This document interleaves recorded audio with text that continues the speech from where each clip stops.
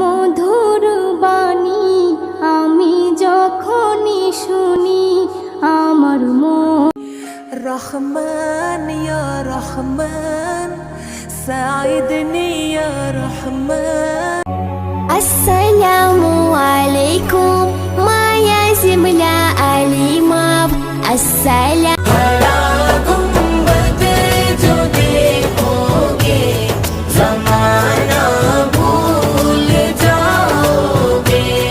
কোরআনের পাখি আজ দিয়ে গেল ফাঁকি ফিরে। নিশ্চয়ই আল্লাহ সবকিছুর হিসাব নেবেন।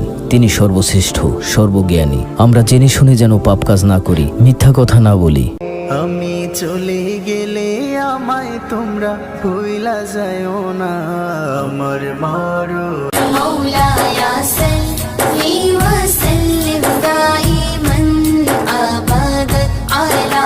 আমি তোমারই পাগল ও গো নূরে মদিনা, আমি তোমারই আছি কাল যদি না থাকি দুনিয়ায় স্মৃতি হয়ে